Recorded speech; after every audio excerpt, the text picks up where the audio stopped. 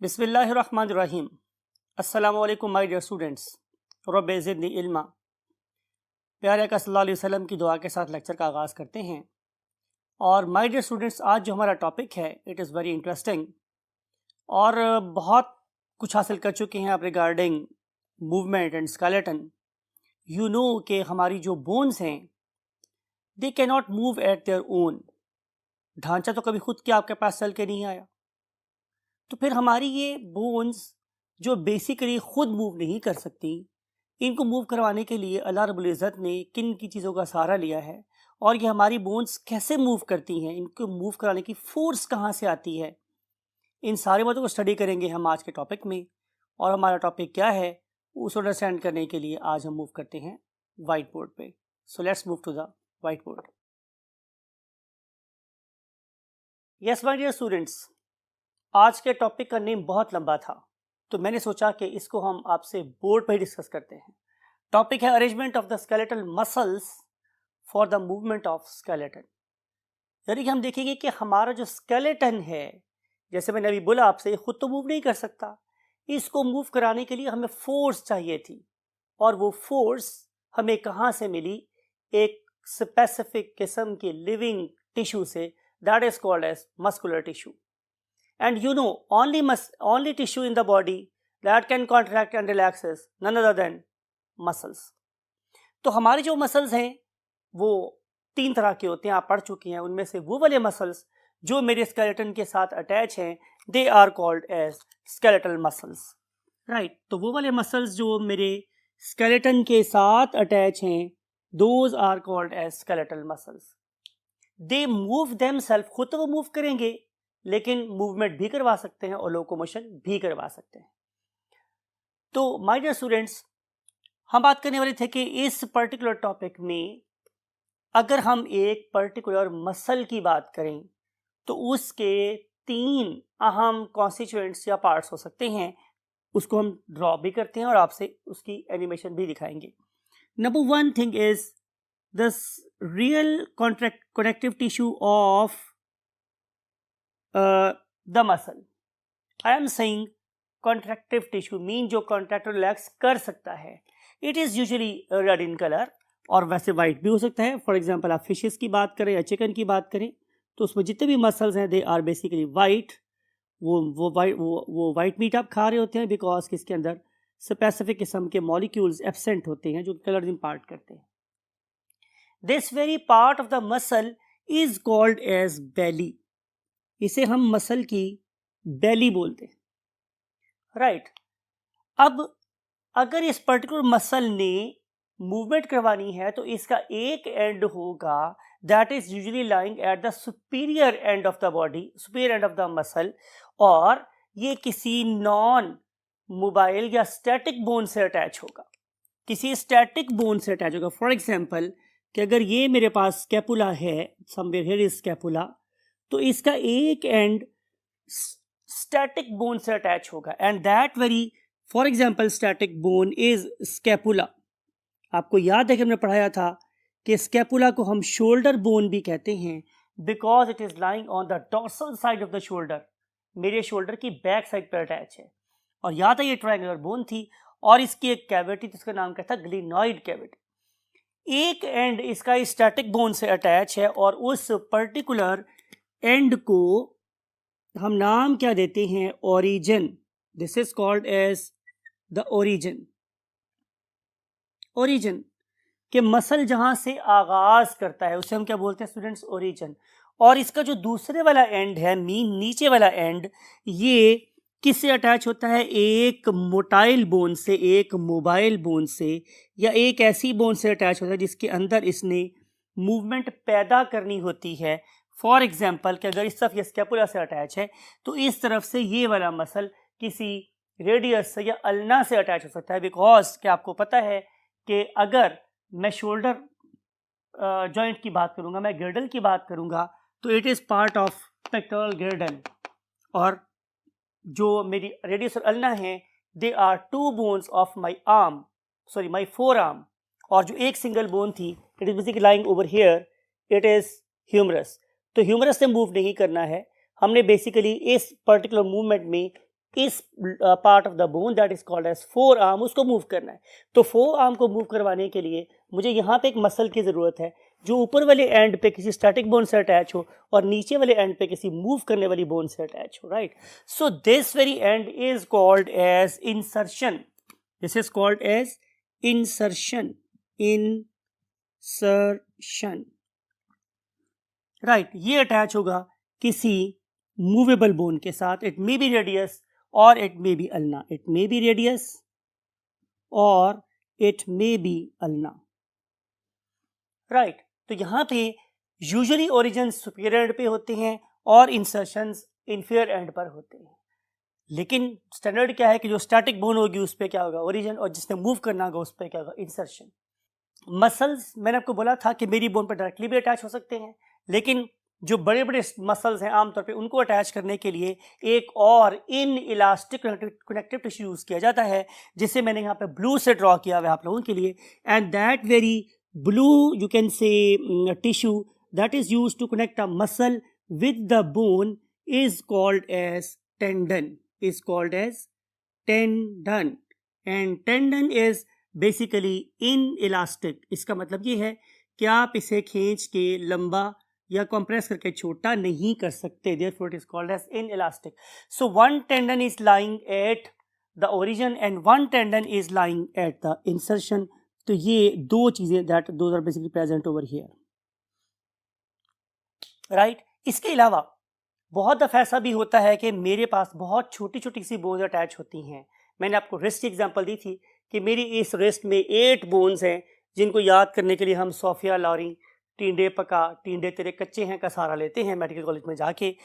तो उनको रैप करने के लिए, उसको लपेटने के लिए भी हमारे पास क्या होते हैं, बहुत ही हार्ड किस्म का स्लाइटली इन इलास्टिक टिश्यू होता है, and that is basically called as a ligament. तो एक और चीज जो नॉर्मली बोन्स से जोड़ने में काम आती है या छोटी छोटी बोन्स को रैप करने के काम आती है, लपेटने के काम आती है, that is nothing other than what, ligament, ligament, right.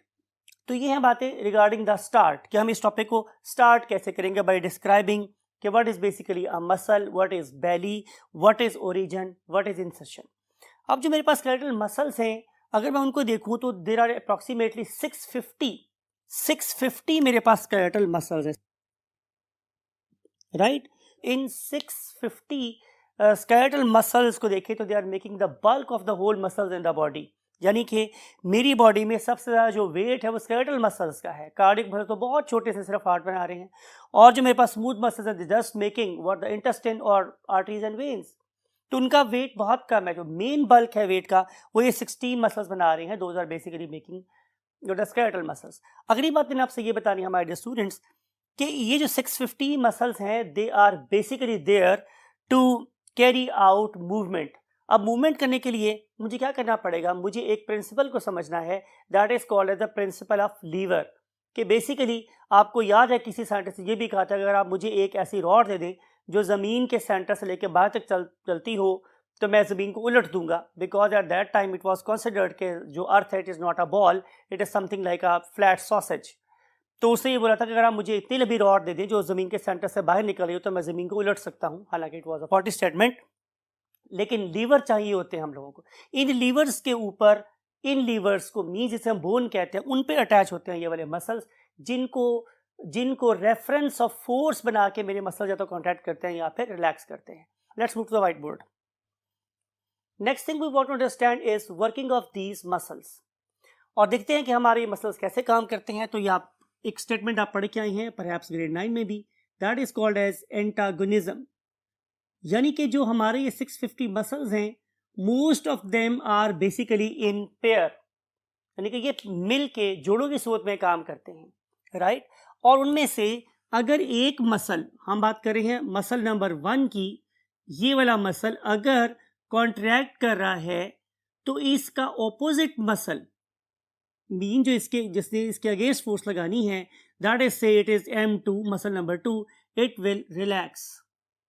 लेकिन एट नेक्स्ट टाइम अगर ये वाला मसल कॉन्ट्रैक्ट कर रहा है तो फिर इस टाइम पे ये वाला मसल क्या कर रहा होगा, रिलैक्स कर रहा होगा, यानी कि ये वाले मसल्स पेयर में एक दूसरे की सपोर्ट में काम करते हैं।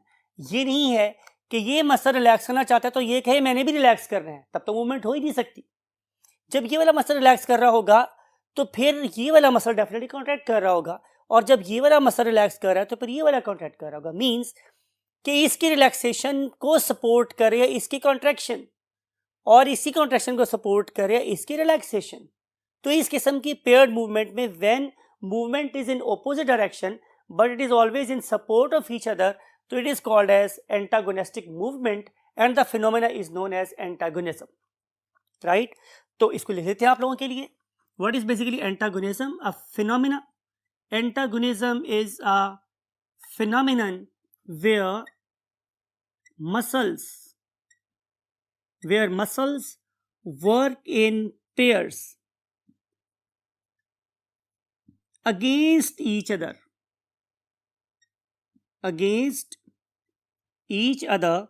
but always support each other। तो इस पर्टिकुलर फिनोमिना को हम लोग नाम क्या देते हैं, एंटागोनिज्म का। अगर हम इस पर्टिकुलर प्रोसेस को अंडरस्टैंड करना चाहते हैं तो इसको अंडरस्टैंड करने के लिए जो बेस्ट एग्जांपल है मेरे पास, दैट इज बेसिकली आर्म। तो इस पर्टिकुलर आर्म को अंडरस्टैंड करने के लिए हमें क्या अंडरस्टैंड करना है? नंबर 1 कि यहाँ पे कौन कौन सी बोन्स हैं, यहाँ पे कौन सी बोन है और यहाँ पे कौन सी बोन है। तो मैंने अपनी जिक्र किया यहाँ पे कि somewhere here is clavicle, on the back side there is the scapula, and somewhere here is one single bone that is called as humerus. और इस पॉइंट पे मेरे पास 2 बोन्स है, one of them is called as radius, other one is called as ulna, right. Ulna is a hook-shaped bone that is always lying on the inner side, and radius is a capitate bone, capped bone that is present on the outer side। और यहाँ पे single एक bone है, मैंने आपको बताया था पहले भी कि इसका एक हेड होता है और लोअर साइड पे देयर आर 2 कंडाइल्स। इन सारी बातों को अंडरस्टैंड करने के बाद आप लोगों ने करना ये है कि आप लोगों को स्टैंड करना है in anatomical position. Whenever I say the word anatomical position, इसका मतलब ये है कि your thumbs should be pointed outward, बाहर की तरफ हो। अब जाहिर है मैं पूरा आपको नजर नहीं आ रहा हूँ इस कैमरे में, तो इसलिए मैंने हाथ उठा के दिखाया है कि our thumb should be pointed outward, बाहर की तरफ होने चाहिए। तो जब आपके थंब्स बाहर की तरफ पॉइंटेड हैं तो that is the real anatomical position. इस टाइम पे आप देखेंगे कि ऊपर वाली साइड पे somewhere here is a single muscle, and that very single muscle is called as bicep. ठीक है, इस पर्टिकुलर मसल के नीचे हम लोगों को 2 और मसल नजर आते हैं। तो यहाँ पर कितने मसल हो गए मेरे पास? 3 मसल हो गए। आइए हम उन तीनों मसल्स के नाम लिखते हैं। Number 1 is called as bicep. Bicep, it is a very large muscle. It is a very large muscle, perhaps the only muscle that really we want to build, that really we want to display, and that very muscle is called as a bicep muscle। तो सवाल ये है कि हम इस particular muscle को bicep क्यों कहते हैं? इसकी रीजन ये है कि बाय का मतलब होता है 2, बाय का मतलब स्टूडेंट्स क्या? 2, और सेप का मतलब होता है एंड्स, राइट। मैंने आपको बोला था कि मसल की बैली के ऊपर वाली साइड पे क्या अटैच होता है? एक टेंडन। अगर टेंडन अपने आप को डिवाइड करके उसके 2 सिरे बना ले तो उन 2 सिरों को हम सेप्स बोलते हैं, बिकॉज कि ये जो मसल है इसके 2 सिरे हैं, इसके टेंडन के 2 सिरे हैं, लिहाजा मैं इसे नाम कहता हूं बाइसेप। तो ये वाला बाइसेप मसल। इसके अलावा मेरे पास है ब्रैकियो रेडियलिस, यानी कि ये वो वाला मसल है that is lying on one side of the bicep muscle, and it is basically inserting itself on the radius, therefore its name is brachioradialis। तो ये ब्रैकियो का मतलब होता है बाजू। तो ये आपकी बाजू को मूव करवाने वाला वो वाला मसल है जो रेडियस पे इंसर्ट हो रहा है, therefore its name is brachioradialis, and other one is simple brachialis। हालांकि ये जो मसल है माय डियर स्टूडेंट्स, ये कहाँ पे इंसर्ट होता है? ये इंसर्ट होता है जाके अल्ना पे। तो हम चाहें तो इसको ब्रैकियो अल्नारस भी कह सकते हैं, लेकिन चूंकि हमने ये मेंशन कर दिया है तो दूसरी बोन का जिक्र करना यहाँ पर जरूरी नहीं है। तो ये हो गए मेरे पास टोटल ये तीनों मसल। ये तीनों के तीनों मसल क्या करेंगे? ये पास करेंगे, गुजरेंगे किसके ऊपर से, जॉइंट के ऊपर से, और जाके उस पर्टिकुलर एल्बो जॉइंट से होते हुए गुजर के फिर आगे रेडियस अल्ना पे इंसर्ट होगा। आपकी बुक वर्ड यूज करती है, they move across the joint and insert on a bone that is called as mobile bone, that may be of course radialis और यू कैन से ब्रेकियालिस और the ulna bone हो सकती है, कोई भी हो सकती है। अगर मैं बात करूं इसके नीचे वाली साइड की, अब मैं बात कर रहा हूं नीचे वाली साइड की, पहले मैं बात करता हूं ऊपर वाली साइड की, अब हम नीचे वाली साइड की बात करें। तो जब नीचे वाली साइड की बात करेंगे तो यहाँ पे हम लोगों को एक ही पावरफुल मसल नजर आता है जो इन तीनों मसल्स के अगेंस्ट काम करता है, और उसका नाम है ट्राइसेप। उसका क्या नाम है माय स्टूडेंट्स? ट्राइसेप। ट्राइसेप। अब अगेन ट्राई का मतलब है तीन, इसके तीन क्या हैं? हेड्स हैं। सेप का मतलब क्या था? हेड्स। तो देयर आर बेसिकली 3 एंड्स और 3 हेड्स, राइट। और ये जो तीनों के तीनों हेड्स हैं, look at this you can से एनिमेशन, इससे आपको नजर आ रहा है, आप जरा गौर से देखें कि इसको जो तीनों हेड्स हैं उनका ओरिजिन क्या है। जरा गौर से देखिएगा कि इसके 3 हेड्स हैं और तीनों 3 डिफरेंट जगहों से क्या कर रहे हैं? आगाज कर रहे हैं। इसकी वजह ये है कि इसने 3 मसल्स को अपोज करना है, और although it is moving with the gravity but some time it has to work against the gravity. ठीक है, फॉर एग्जांपल कि अगर आप इस पर्टिकुलर मसल को बिल्ड करना चाहते हैं तो आपको अगेंस्ट द ग्रेविटी लोड को लिफ्ट करना है। For this purpose you have to you can say lift your weight from the back side. तो now this muscle is also working against the gravity. लेकिन जब मैं नॉर्मल खड़ा हूं तो इस टाइम पे ये वाला muscle with the gravity move कर रहा होता है, therefore it is not that toned up. उसकी निस्बत पे जो हमारा bicep muscle it is very much toned because it always works against the gravity, right. तो ये है मेरे पास बाइसेप मसल और ट्राइसेप मसल। अब हम इस एनिमेशन को देखते हैं और इस टॉपिक को हम खत्म करते हैं। लुक एट दिस कि ये है मेरे पास एक स्कैपुला। इस स्कैपुला की ग्रीनॉइड कैविटी है और इसके साथ अटैच है एक bone that is called as radius, और इसकी लोअर साइड पे देखें क्या है, एक चौड़ा सा एंड है that is called as the condyles, और इसके साथ 2 बोन्स अटैच है। One of them is radius that is lying on the outer side, other one is ulna that is lying on the inner side. याद रखनी है ये position तब समझ आएगी जब मैं एनाटॉमिकल पोजीशन में खड़ा हूं, जब मेरे थम्स पॉइंटेड आउटवर्ड हैं, उस वक्त की ये बात होगी, राइट। अब हम देख रहे हैं कि इस पे कौन कौन से मसल्स अटैच हैं। तो ऊपर वाली साइड पे मीन फ्रंट साइड पे अटैच है bicep, then brachioradialis and then brachioulnaris और सिंपल ब्रैकियालिस, और लोअर साइड पे मींस डोर्सल साइड पे एक मसल अटैच है that is called as tricep. Look at this, आपने बात को जरा गौर से सुनना है कि किसी भी मसल की फंक्शनल फॉर्म क्या है, उसकी कॉन्ट्रैक्टेड फॉर्म। जब मसल सिकुड़ जाएगा इसका मतलब है उसने काम किया है। जब मसल रिलैक्स है, लंबा है, पतला है, इसका मतलब है उस टाइम पे वो काम नहीं कर रहा। When muscles become thick and short it means they are doing their job, right. लेकिन जब एक मसल थिन है और लॉन्ग है it means it is not in its functional state. इसीलिए हम इसे मसल बोलते हैं बिकॉज कि कॉन्ट्रैक्टेड फॉर्म में एक मसल की शक्ल किसी बैठे हुए माउस जैसी होती है। मसल का वर्ड किसी सिटिंग माउस से निकला है। तो look at this particular organism that is doing some exercise, look at this position that is called as flexed position. What is meant by flexed? This is called as extended position and this is called as flexed position. Flex position में देखें कि इस particular animation आपको नजर आ रहा है कि ये वाला organism whenever it will contract its you can say arm, तो ऊपर वाले तीनों muscles they become thick and short. इसका मतलब ये तीनों कॉन्ट्रैक्ट कर रहे हैं। अब नीचे वाले मसल को आप देखें तो नीचे वाला मसल कैसा हो गया है? पतला और लंबा हो गया। But whenever this particular organism want to carry out extension, जब बाजू को लंबा करना चाह रहा है तो उस टाइम पे क्या होगा कि आप ऊपर वाली जो मसल्स हैं they will become thin and long, और जो नीचे वाला एक ही मसल है it will become thick and short. तो इस तरीके से जो मेरी बाजू के मसल्स हैं वो एक दूसरे के साथ मिलके काम करते हैं और मेरी बाजू को ये तो बेंड कर सकते हैं या एक्सटेंड कर सकते हैं। Bending is called as flexion and straightening is called as extension. तो ये मसल्स हमेशा, चाहे मेरी थाई के मसल्स हैं, चाहे मेरी फोर आर्म के मसल्स हैं, मेरे रिस्ट के मसल्स हैं, मेरे हाथों की मूवमेंट है, इसमें जितनी भी मूवमेंट है वो हमेशा किसी पेयर्ड मसल की वजह से है। अगर मेरे मसल पेयर्ड ना होते तो अगर मेरी फिंगर सीधी हो जाती तो फिर बंद ना होती, और बंद होती तो फिर सीधी ना होती। तो ये हमेशा पेयर में काम कर रहे हैं, राइट। इसको मूव करवाने के लिए मेरे पास क्या है? पेयर्ड मसल है। One muscle is causing flexion, other one is called as extension. So that's it with the movement of the you can say arrangement of the muscles on the skeleton. इसमें आपने बस 2-3 चीज़ें याद रखनी है कि origin क्या होता है, इंसर्शन क्या होता है, देन बेली क्या होती है, और हम ओरिजिन को किस रेफरेंस से याद रखते हैं और इंसर्शन को किस रेफरेंस से याद रखते हैं, और कि जो मेरे मसल्स हैं वो डायरेक्टली भी अटैच हो सकते हैं और इनडायरेक्टली भी अटैच हो सकते हैं। और इसके अलावा जो मसल्स हैं वो पेयर में काम करते हैं, जब वो पेयर में काम करें, दूसरे के अगेंस्ट काम करें, दूसरे के सपोर्ट में काम करें, तो they are called as antagonistic muscles and phenomena is called as antagonism. इस दुआ के साथ कि आप इन मसल्स के नाम को जरूर अपने माइंड में जगह दें या जगह देने में कामयाब हों। आई वॉन्ट टू से यू